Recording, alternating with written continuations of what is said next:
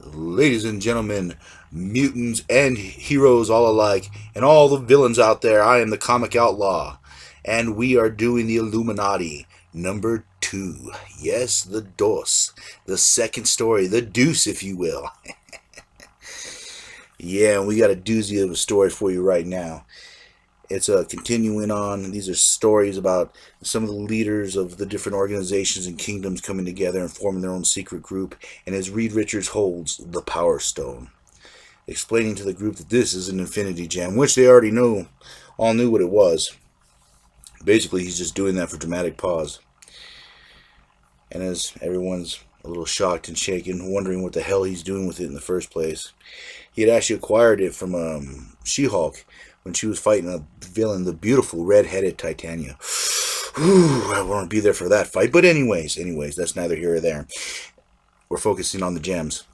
And they're wondering what they're going to do, but Reed reveals that he has more than one gem. The soul and the space gem. Yes, the gems are different colors, and yes, they're called gems in the Marvel Universe, not stones.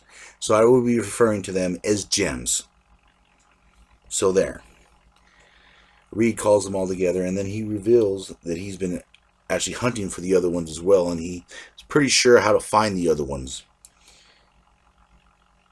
He's pretty sure that they could bring the gauntlet together for a plan that Richards has not yet revealed. But with a little power of the gauntlet, he concentrates and shows space and shows the locations of the different gems. The mind gem is out in a place where the conscious and the unconscious mind meet.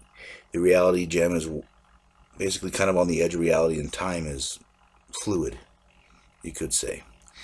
Now, they're going to use a combination of Professor X's mental abilities and Strange's magic to get them to this place of consciousness and unconsciousness. It's like the midpoint. And all of a sudden, abracadabra, through the powers of magic, they're there. And it seems like a river, or a lake, an ocean, a vast expanse of psychic energy, dreams, nightmares. And at the Baxter building, they put a Black Bolt machine that's going to focus energy, tearing a hole into reality, in theory, enabling them to retrieve the gem. Iron Man's a little iffy on this. I would be too. Black Bolt with a whisper can destroy a city, and they want him to scream as loud as he can into one of those machines. So I would be a tad worried too. And as you see a little cameo from Ben Grimm and Human Torch, wondering if they should go up there and nah. It wouldn't be a Tuesday night if the building wasn't shaking. That's just Reed being Reed, But it worked. And the gem glows. Or did it? And there, our other guys are trapped. Well, not trapped, but they're there between conscious and unconsciousness, and all of a sudden, a beast comes out of nowhere. Something that comes out straight from the ocean of dreams, you could say. A gigantic fish-looking creature. Namor grabs Professor Xavier and flies him up to safety, helping out Charles since Charles cannot walk. And Namor, with that sense of foreboding in the back of his mind, he thinks, I knew it.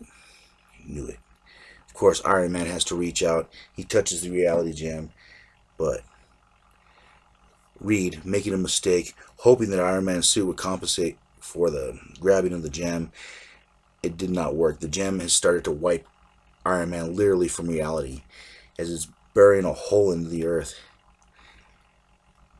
Now, as Namor kind of figures out, as he's fighting this thing back and forth, he's going back and forth, that he realizes that he created this monster through all his doubt. Since this is unconscious and consciousness, dreams become nightmares, and vice versa. But now, Reed, realizing that Tony's about to fade into darkness, he grabs the Infinity Gauntlet at the request of Black Bolt, because it was his idea, and he brings together the gems. And since the gems yearn to be together, they want to be together, it comes to the gauntlet. Namor, of course, comes out, saves himself from the creature, of course, and then with one big punch, knocks it the hell out. Yeah, Now that's a Sea King for you, Namor. Alright, going back to this, he calls the reality gem in. Everything starts shaking, vibrating as the gems, the power between them is surging. And now Ben's getting a little bit worried because he knows the difference between a shake and a rattle. And when that rattle comes, things are usually about to roll. But it doesn't. The gem comes. For they all are meant to be together. They form together. Iron Man comes back. Relieved. I'd be relieved too if I was almost wiped out of reality. They come back, and of course Namor has the mind gem. It was located inside the creature. He pulled it out, and of course it flows to the gauntlet, and Reed for that one moment says, "Very nice." And you wonder what exactly his motives were, what his true intent was. And there, the time gem appears. Yearning to be with the other stones, it pops out of the flux of time. And they are all together. They're all ready to be used. And as the Watcher appears, for this great moment, this moment where destinies are decided, will he hold the gauntlet? Will he keep it for himself? Will he use the power to become a god? A vast intellect. But no, he tried to will the stones away. And you cannot destroy the stones by willing them away. You cannot wish them away. Avengers Endgame. So there. There's your proof. Right there. But anyways, the stones fly off. He gives each member a stone. Iron Man reality. Professor Xavier mind. I do believe the time gem went to Namor. The space gem to Black Bolt, the soul gem to Professor Strange, and the power gem to Reed Richards. Woo, man, what a list. And of course the Watcher disappears, and this has been another episode of the Comic Outlaw. Where will these gems go? We'll see. Catch you on the flip side. Yeah.